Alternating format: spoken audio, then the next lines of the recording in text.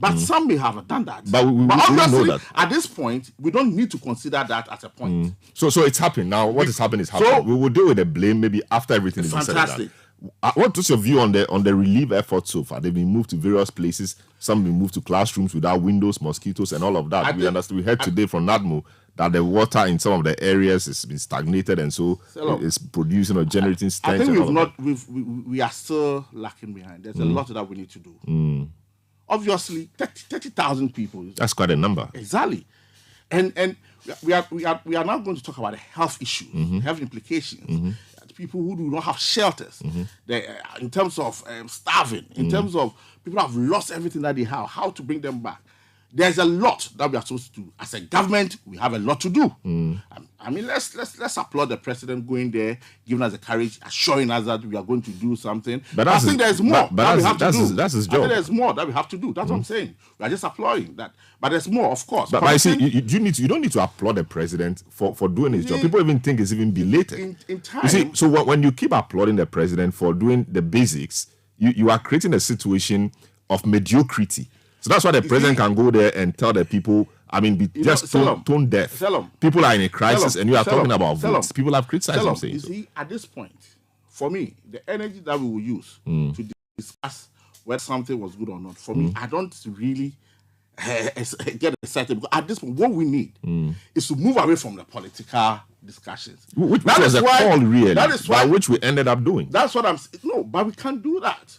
That's why, I've said that we applaud the president. Yes, we've been there. We applaud the president because, obviously, some loans, $40 million have been allocated for farmers that have lost their farm product. We are happy. But I think I think more can be done. Or allocation. It doesn't hit them yet. No, but I think more can be done. That's what I'm saying. We should appreciate the letter that has come in, but call for more. For me, I will not say what we have done is enough. What is going on is not enough. But the truth of the matter is that someone will be there. The person would have been okay. The person has everything at their disposal. Today, the person sleeps in a classroom. So you can't say that giving him 4 boxes of calipo and that small bag is something that we should be happy about. Very well. So clearly, you're saying that we've done quite a bit, but more needs to be done. We need to do more, and we need to move away from politics. Very well. You see, if at this point we start talking about politics here, it will not get us anywhere. At this point, we should be able to follow the footsteps of Citi FM. The so-called wealthy people in our country should now show off their money by supporting these people. That is what we need to do. And we need to call certain institutions to order. For me, I say, of course, I heard some few districts that were directed. I thought that was totally unacceptable. But obviously, that is the point. If we use politics in everything, but that person stood on some campaign stage and say Chobwe. So that person, you are the district director. When disaster came, that we need a space of disaster management people to come in, we can't get them. We are struggling. So we need to start moving away from politics and start now facing the issues with them and make sure that we get the right things done. So for me, it's not about what somebody has said. It's not about what somebody has done. We applaud what people have done. Obviously, Nabo is doing well, but they need to do more. The government is doing it. I'm saying, why should Parliament be at home now and say we are coming back 31st? Yes, Parliament, but you guys are coming back on 31st. When there's a national 30,000 people. But what should Parliament be doing? There are a lot of committees that at this point we should have the health committee coming together and say, okay, listen. But the health ministry is working. Ghana Health Service is working. And you'll be surprised that if there are something that they are supposed to approve and they will come use it as excuse. Parliament, and really, this is a national. But you can. So yes, you can always call people from recess. Exactly. You know it. You send some document around, they sign when you're able to meet a certain number. And that's what we are saying. That for me, I think Parliament should be recalled. So you can start that, right? Oh no, of course, and that's why I've started that, and that's what I'm doing. That of course, we are calling on the leadership of Parliament. That listen, we are in national crisis now, and we need 30,000 people. Yeah, a lot. You see, people generally think that leadership of the country appears not to care, or kind of stands aloof, because the people there are not people known to be supporting the regime. And that's how come the president went to say that. That's what I'm trying to say, that we don't need to politicize. Exactly so. But if the conduct or the deeds is giving credence to that, then there's a need to speak about it. The response to this disaster has been great. That's what I'm saying. We cannot say, Even Citi FM. No, I mean these are private. These are private initiatives. No, but you see, these are all the efforts. That's what I'm saying. We should applaud the effort that has been done. Yes, but these are private initiatives. You see, not sideline. But immediately the issue came up, government set up a committee. That was days or almost a week after. It was 2 days, 3 days after. No, days after. No, I don't know. But there was an interministerial committee that quickly moved in to ensure that certain things are done. They set some health personnel there and all that. What we should say, that government, we are happy. We are okay, but we need to do more. 30,000 people. Somebody has worn one shirt for almost 3 days.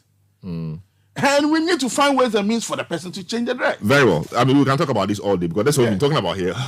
So, of course, you have also done a few things in respect of the November 4 crucial elections your party will be holding to elect a flag bearer.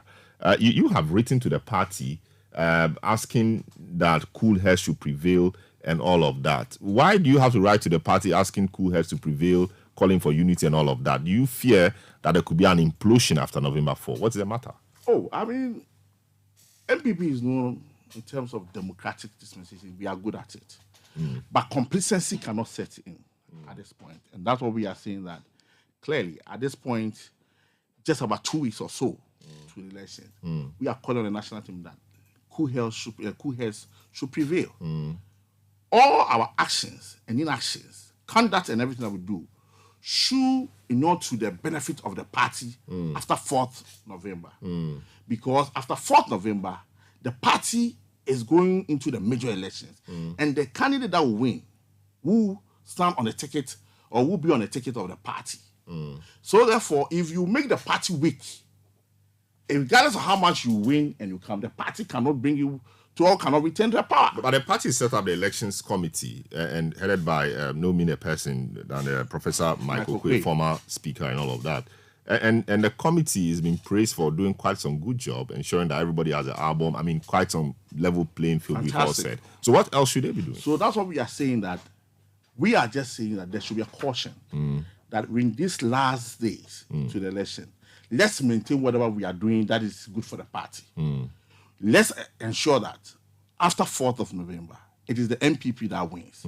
It's the elephant that comes out as the winner, not any other person, such that the grassroots will be ready to rally behind the red, white, and blue flag in going to the December general elections. And that's all that we are saying. Obviously, other chairman, Stephen Tip, it's been fantastic. With General Secretary Justin Kodia, obviously, if you see Michael Quay's committee, they've done a great job. Let's sustain whatever we've done to ensure that the party comes out victorious. And that's all that we are saying. I see. And the people have been complaining about the hardship in the system. So irrespective of who is elected, you think the party still stands a chance of winning 2024, despite all the economic issues and complaints from people, etc. When the party is united, when the party come out as a strong force, when we get to that tunnel, the party's power, energy that will input into that election will give us a result. But the energy must be felt in the pocket, and it takes a while to create the energy in the pocket. Let's be frank. I mean, Salom, we are not having the best of economy. There are a lot of challenges. We all agree to it. Partly caused by ourselves. However it came. But we are hoping and praying things picks up. As we are seeing now. Obviously, the dollar is stable. We are hoping. But the stability of the dollar really is not your making. It's because we don't service our debts anymore. But you see, once we start servicing our debt, the dollar will begin having issues. I don't have to go into that. That's something. Today, I want us to be national. This is because, you see. But the economy is national, isn't it? The point is that when the dollar is doing well, no, it's not the government. But when it's not doing well, it's then that one. When it's doing well, then that one is not the government. That is not doing well. It's the government. It's the government. No, we cannot say that. I see. So, for me, today, let's focus on our brothers and sisters. Yes, I think we've done quite a bit of that. We've used a better part of our conversation today. For me, I feel we need to applaud Citi FM. The kind of leadership you give in terms of support. I mean, when I came out, the sort of things that are going, clearly, we are calling on all well-meaning Ghanaians at this point. Those who have been flaunting all their cars and all whatever they have. Including those who have monies in their rooms, etc. At this point, this is where we need that money to see them. This is where we need to see them. This is where we want people to come and say, we are rich in Ghana. Because, you see, I've not heard from our Christian community, and I hope they are gathering themselves. Because this is where the Bible comes out clear. When I was naked, you didn't get. When I was hungry, when I was freezing, and this is the time. So I would say that. I mean, let's call on all Ghanaians to come in and support. And this is what let's move away from politics. Very well. 2 seconds, final words. I would say, and I focus on that, whatever it is, we should not politicize the situation that we're having now. Let's focus on building our country, and let's see how we support people when they are in need. Today, it is in a volatile region. Tomorrow, it may be in your region. Very well. I don't know what happens. So I will call on all Ghanaians. Let's move away from politics. Very well. And support our brothers and sisters in the Volta region. Very well. Thanks so much. That was the voice of the Honorable Paula Preku Chumberima, Member of Parliament for Doma East and member also of the Mines and Energy Committee of Parliament. This is how we conclude today's edition of the program. We've been live from our studios at number 11, Dr. Martin Dupin at the Brakana Crowd Show, produced by Kobina Wells in Beverly, London. Technical assistance given by Daniel Squashi. Social media by Edwin Kofi. My name is Salom Adonu. Catch me tomorrow at 9 a.m. for the big issue where we discuss all the other topical issues that came up this week. Up next is Sports Panorama, and Benjamin Nketia is back with a lot of ice, and Nathan Kwao and the rest of the squad are here. Don't go away.